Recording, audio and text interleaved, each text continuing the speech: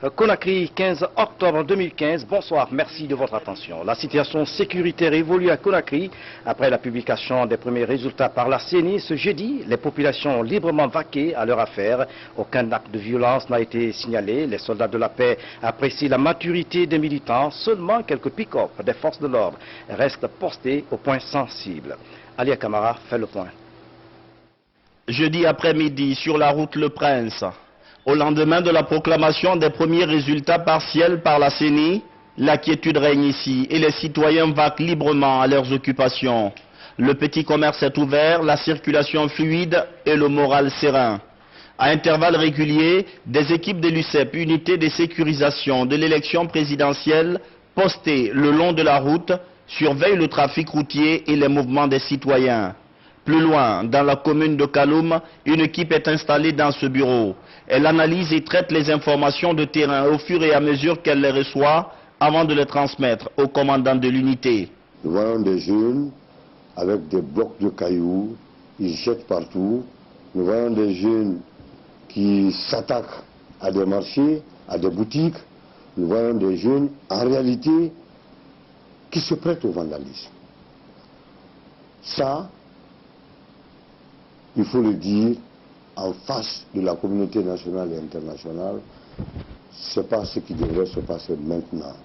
Nous avons pensé que dès lors que les résultats sont remontés, on allait, n'est-ce pas, continuer à observer cette discipline qui a caractérisé vraiment le jour du vote, jusqu'à la proclamation des résultats, et pourquoi pas au-delà. Les trois composantes, police, protection civile et gendarmerie, travaillent de concert sur le terrain pour sécuriser les citoyens et leurs biens tout au long de ce processus électoral. Le chemin est encore long, mais l'UCEP mesure parfaitement la délicatesse de sa tâche en cette période. Nous sommes une république qui est régie par des lois, des règles et des règlements. Je ne vois aucune raison pour un citoyen qui a fini de voter de se retourner dans la rue. Lorsque le citoyen finit de voter, il a juste besoin d'attendre qu'on lui donne le résultat de son vote. Gendarmes, policiers et sapeurs-pompiers continuent de veiller au grain. Sur le terrain, les agents sont toujours en état d'alerte, conscients que la cité a besoin de garder son calme et sa sérénité au lendemain du scrutin présidentiel. Le fair play électoral. Après le scrutin du 11 octobre, les voix s'élèvent pour la préservation de la paix en Guinée. Malgré les irrégularités signalées sur le processus électoral, l'une des candidats de l'opposition se désolidarise de ses pairs et s'adresse au peuple de Guinée. Dans cette déclaration, Marie-Madeleine Valérie Joubaté appelle les Guinéens à la retenue et au calme. Nous vous proposons un extrait. Elle est au micro de nos confrères d'Évasion Guinée. Regardez. Vous savez, en Afrique, la majorité des élections se passent comme celle de la Guinée. Donc nous avons deux choix. Soit on accepte les résultats des élections, soit on les refuse. Et quand on les refuse, quand on est des gens civilisés, on passe par les tribunaux, on passe par les juridictions, on passe par la Cour constitutionnelle et on peut encore passer par la CEDEAO. Maintenant, si on estime que ces juridictions sont corrompues, je pense que la sagesse nous demande de nous abstenir, de demander aux gens de sortir dans la rue. Vous savez, mes enfants sont en Europe. Je ne mettrai jamais mes enfants en première ligne pour aller descendre dans la rue pour se faire tuer. En tant que maman, je ne le ferai pas.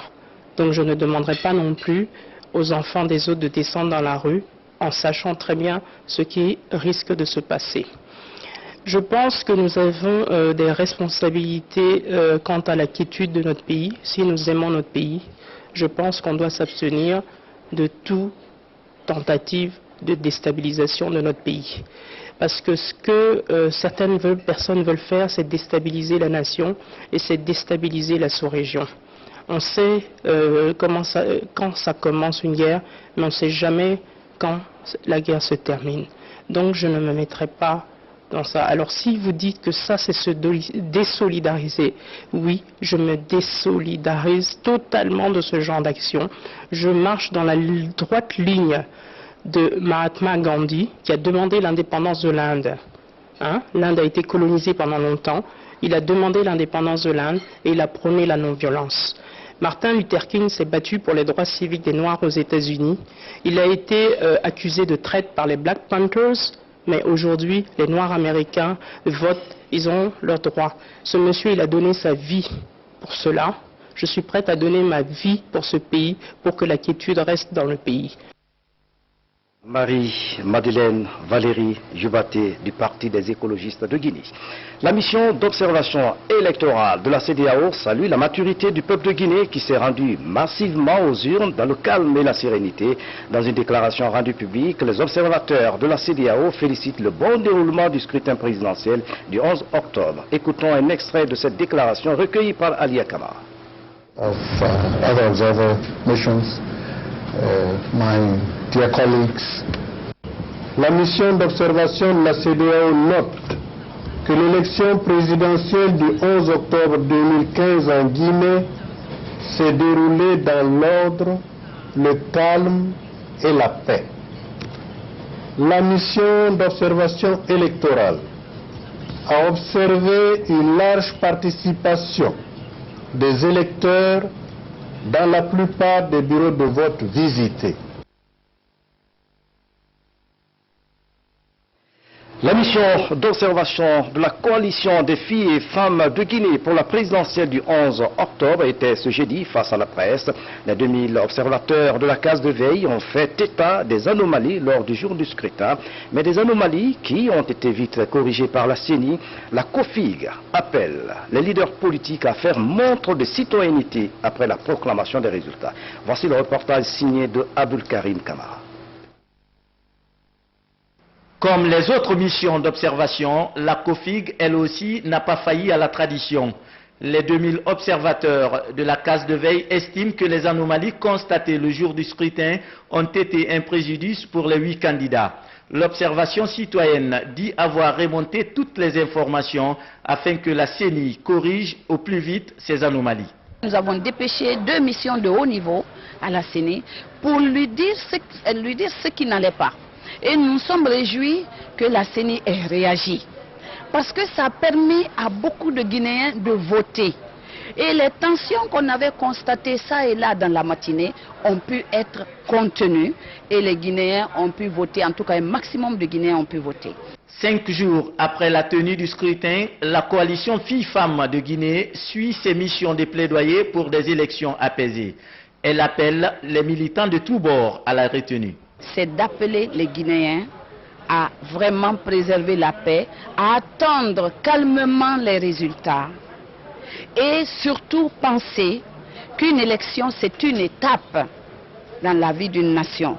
Ce n'est pas une fin et que le perdant d'aujourd'hui peut être le gagnant de demain. Je voudrais dire aux jeunes de garder espoir et de croire en leur pays. Ce n'est pas facile tous les jours, mais un pays est précieux. C'est notre bien que nous avons en commun. Et ils sont appelés demain à devenir des présidents, des chefs de parti, des ministres et des gouverneurs. Enfin, la case de veille n'a pas manqué de faire part de son regret, celui de voir les femmes absentes dans la gestion des bureaux de vote. Attendre calmement les résultats à la paix. La COFIG appelle donc à la paix. La Guinée est notre patrimoine qu'il faut jalousement préserver. Le président de l'Assemblée nationale appelle les acteurs politiques et leurs partisans à la paix et à la cohésion sociale. L'honorable Claude Kori-Kounyano demande aux Guinéens de privilégier le dialogue pour résoudre nos différends. Ablaye Diallo, reportage. Au moment où la Commission électorale nationale indépendante proclame les résultats provisoires de l'élection présidentielle du 11 octobre dernier, les appels à la paix se multiplient pour calmer les esprits des uns et des autres. C'est dans ce cadre que le président de l'Assemblée nationale invite les Guinéens à privilégier la paix et l'amour de la patrie. Consommer tout travail pour construire ce pays-là. L'honorable Claude Kori-Kounyano exhorte les leaders des partis politiques à sensibiliser leurs militants sur les vertus de la démocratie et à regarder la Guinée en face. Les partis politiques sont grandement responsables. Il suffit qu'ils interviennent, qu'ils lancent un appel aux militants pour que la paix revienne. Faites en sorte qu'il y ait la paix. Parce que comme je l'ai dit, tout au long de la campagne dans différentes circonscriptions électorales où j'ai évolué. Sans la paix, nous ne pouvons pas ensemble construire la Guinée. Aujourd'hui, plus que jamais, la Guinée a besoin de ses fils pour renforcer la citoyenneté et pour cultiver la paix et l'unité. Des notions sine qua non pour le développement socio-économique de la nation. La paix, rien que la paix. La première dame de la République invite la classe politique guinéenne au maintien de la paix et la quiétude sociale. Aya Yene Condé sensibilise et véhicule des messages de paix à l'endroit de la population. La démarche vise à renforcer le tissu social pendant cette période électorale. Ali Badara Condé fait le point. La paix en Guinée passe avant tout par le pardon, l'acceptation de l'autre et la reconnaissance des droits des uns des autres. Pour appuyer cette thèse, la première dame de la République, Yene Condé, à travers les messages, interpelle la population et les acteurs de la classe politique guinéenne à l'instauration d'un climat de paix. Ma voix ne suffit pas pour élire un député ou un président de la République. Seule celle du peuple compte. Je suis pour la paix. Je reste avec le peuple et je respecte son choix. En véhiculant ces messages de paix, Yene Condé a mis un accent particulier sur le rôle que doivent jouer les femmes pendant cette période électorale en Guinée. Femmes de Guinée, la paix est la sève nourricière de nos familles, de notre nation. Préservons-la. La paix sans l'autre n'est nullement durable. Nous devons tous désapprendre la guerre et apprendre la paix. Une déclaration faite durant la session de l'ONU sur le droit humain à la paix en mai 2011. Et puis dans le même registre, les responsables de l'Église catholique multiplient les appels à la paix. Ce jeudi, ils ont échangé avec les jeunes des partis politiques en lice pour les inciter à cultiver l'amour, la tolérance et le dialogue. C'est une initiative de l'Organisation catholique pour la promotion humaine et CRRS. Saint-Martin, ce reportage. L'Église catholique de Guinée appelle à la paix.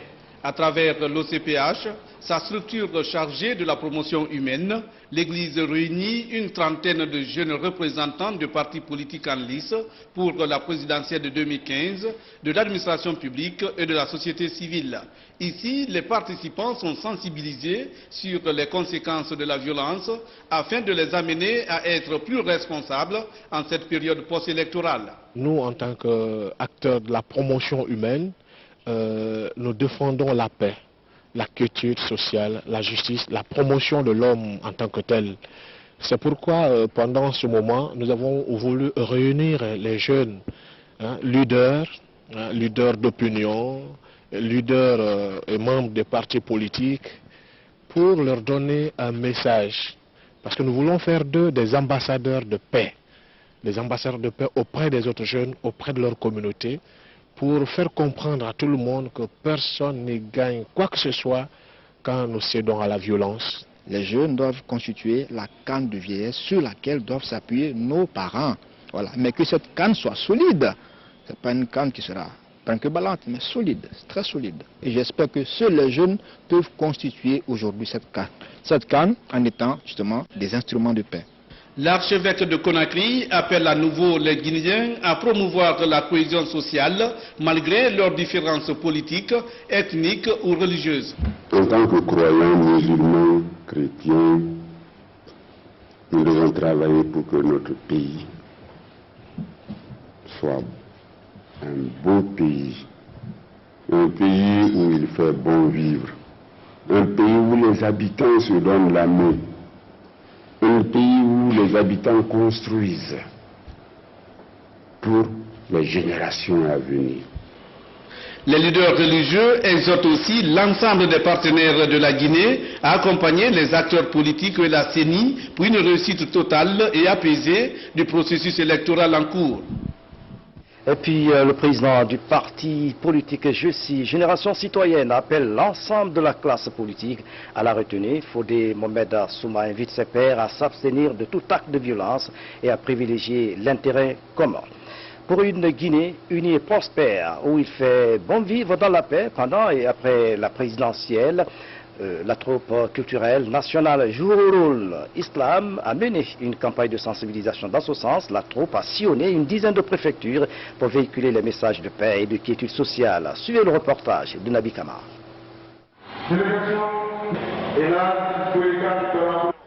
Les enjeux de l'élection présidentielle 2015 en République de Guinée. C'est le thème des conférences de sensibilisation organisées et animées récemment dans 10 préfectures par la troupe culturelle nationale Jourul Islam. Pour cette ONG, c'était une façon de contribuer à l'organisation de l'élection présidentielle apaisée, libre, transparente et crédible dans notre pays.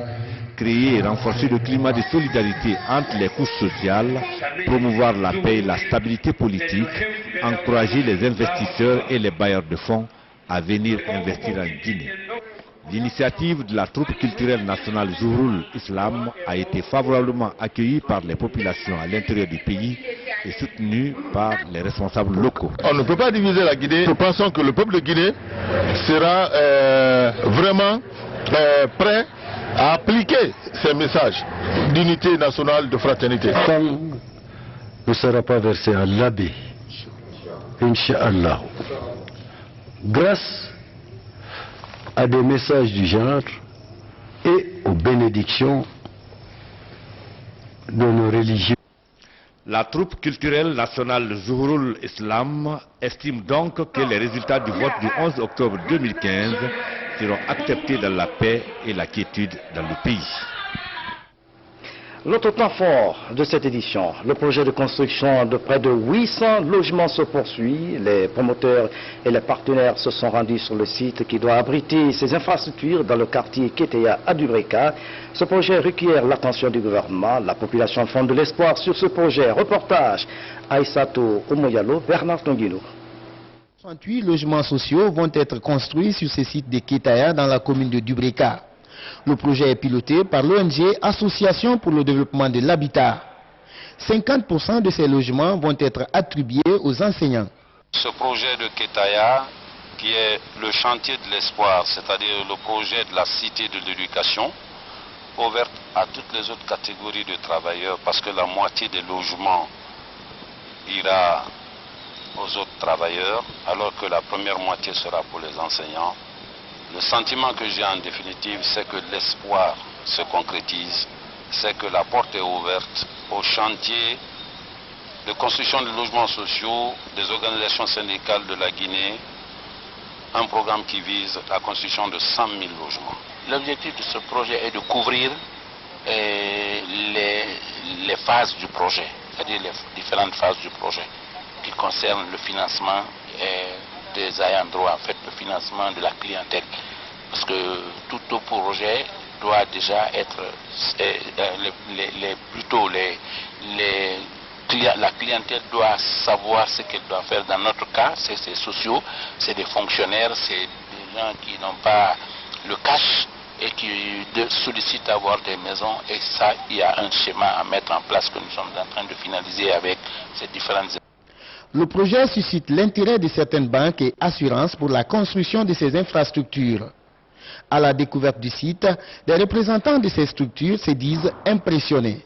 Je pense que c'est une première en Guinée, le fait d'inculquer au Guinée l'esprit de l'habitat social pour venir en aide au bien-être des populations riveraines.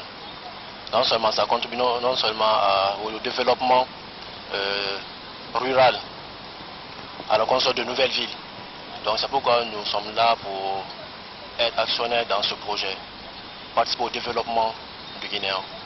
Nous sommes très agréablement surpris et nous avons été contactés pour qu'on soit accompagnateur de ce projet, pour qu'on soit acteur majeur de ce projet. Parce que comme vous le savez, notre métier c'est d'accompagner les investisseurs, notre métier c'est d'accompagner les opérateurs économiques. Ces logements sociaux seront réalisés par une entreprise portugaise pour une durée d'exécution de 31 mois. Les élèves reprendront bientôt le schéma de l'école. Les autorités de l'éducation ont pris des dispositions pour assurer l'ouverture des classes. À Dixine, une nouvelle école pour les tout-petits a été inaugurée ce jeudi. Cette école porte le nom de l'historien Ibrahima Babakaki. Voici le reportage de Yaya Silla. Cette école s'appelle désormais Groupe scolaire Ibrahima Baba Kake. Situé au quartier Dixine Bora, dans la commune de Dixine, le groupe scolaire Ibrahima Baba Kake compte 15 salles de classe. Les meilleurs investissements qu'un opérateur économique puisse réaliser se retrouvent dans le secteur de l'éducation.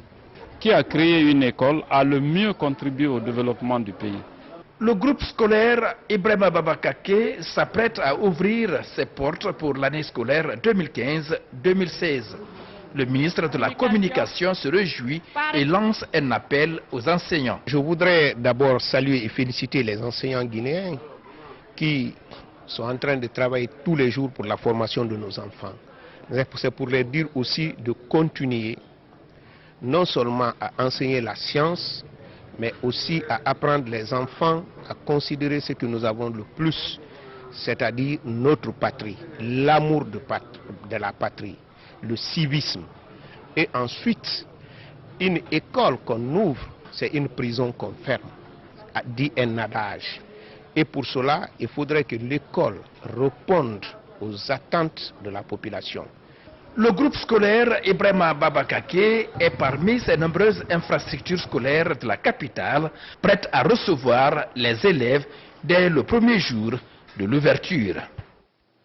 Dernier virage de cette édition. Dans la préfecture de Bamboum, les fidèles musulmans de Sara-Monsaya prônent la paix et la cohésion sociale. C'est à l'occasion du 3e Fidaou, retraite islamique qui vient de s'achever. Ils ont imploré la grâce divine pour qu'il répande sa miséricorde sur la Guinée. Mamadou Patibali. C'est dans cette légendaire mosquée fondée il y a plus de 300 ans que les fidèles musulmans de Fodé Laminaya, dans la sous-préfecture de Sara-Monsaya, préfecture de Mamon, se sont donné rendez-vous jeudi et vendredi dernier. Ils étaient venus des 4 coins de la Guinée et de la sous-région pour prendre part au 3e Fidaou, ou la grande retraite islamique organisée sous l'égide du calife de Yalakoro Dingirai, Elhadj Karamoko Dramé. Cette préoccupation consiste vraiment à retrouver les enfants d'une même famille pour créer l'harmonie, l'entente, instaurer la grâce divine sur tout le monde, sur la famille, sur les voisins, sur pratiquement dans tous les pays. La famille, la grande famille de Sarafoulé, de Sigiri, Kankan, toute la Haute-Guinée, jusqu'en forêt, se retrouve ici pour faire une fête religieuse pour tous les musulmans. Devant plusieurs personnalités du monde islamique et des cadres politiques et administratifs de Mamon, les fidèles de Fodé Laminaya ont, à travers des versets du Saint-Coran, imploré la grâce divine pour l'harmonie, l'entente et la prospérité entre tous les fils de la localité et la Guinée tout entière. Prospère plus que ça, et qu'il y ait de l'entente dans le pays. Alors que Dieu nous en garde du malheur, nous voulons du bonheur dans ce village-là, surtout dans le pays entier. Nous avons lu le Coran, formulé des prières et des bénédictions pour nous, nos enfants et tout le peuple de Guinée, ainsi que pour le développement de notre village.